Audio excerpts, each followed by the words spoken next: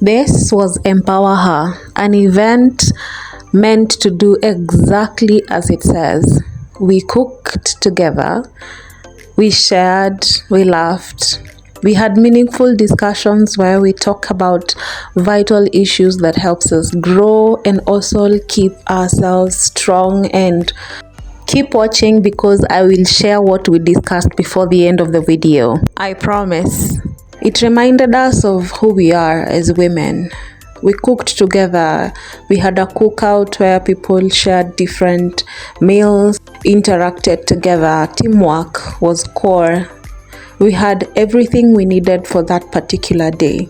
Thanks to an amazing employer and a HR department that is functional and intentional about empowering its staff. We made buzi choma that was so amazing. The heat here was really burning. We could barely just keep ourselves close to it.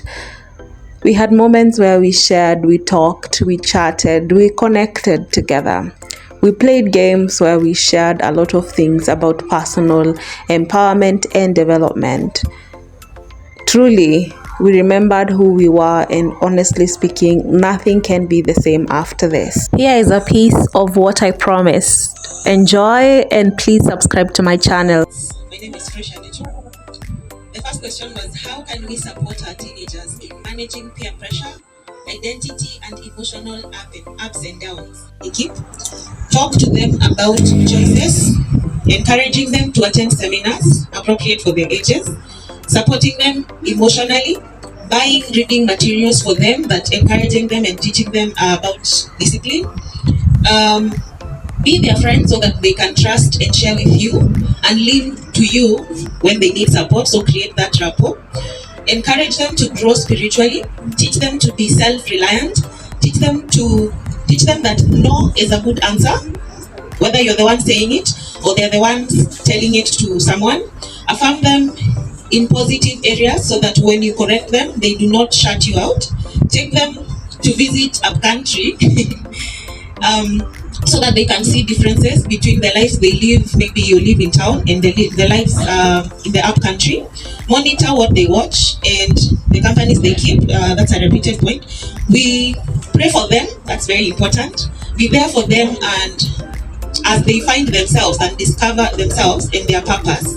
And the last point for that was, if all else fails, therapy is a good option to help them navigate challenges of life and its journey. The second question was, how do we teach children and partners about boundaries through our own behavior? This one we ventilated until we had to move to a different one, and then we had to come back for it as the last one. We had few points for it, and we said, be a good role model for them. Don't be the pastor that tells people don't do what I'm doing. Be a role model. Be aware that love is not enough. Let them know that no is an answer as well, and mean it. So this one we said we use the same method: say it, intend it, and mean it. So number 4 was know likes and dislikes and respect them. Be clear and on point when you're communicating. Recognize and respect others' boundaries so that they can do the same with you. Point number 7 was teach them the right and the wrongs and how to identify different characters and how they can affect them as well. Teach them about when, why, and how to do things. The third question was, what are the warning signs of emotional disconnections and how do we reconnect or restore closeness? First of all, we talked about the emotional disconnection, the signs of emotional disconnection, which was less communication, withdrawal, explosive reactions, obsessive use of phones for distraction, oversleeping, overeating, becoming untidy, suicidal thoughts or worse attempts, irritation. So how do we restore closeness? By giving a listening ear, communication, like communicate with the people around you or your partner, increase bonding session, date your partner one more time, have an intentional meeting with yourself and reflect, pray for your relationship, act of service. With this one, you do it at your own, like with your own loving way, because we all love different ways, like we just heard from our doctor today. Love languages: identify each other's love language and show them naturally to each other.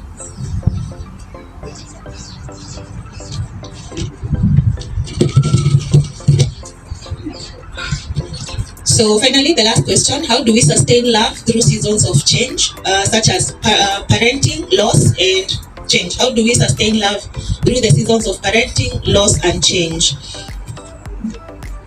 So sustaining love through seasons of parenting, you and your partner must be a team, work together, learn together because you are both parents for the first time, understand your partner's strengths and weaknesses and use them to know how to prioritize your relationship's needs and do's and don'ts.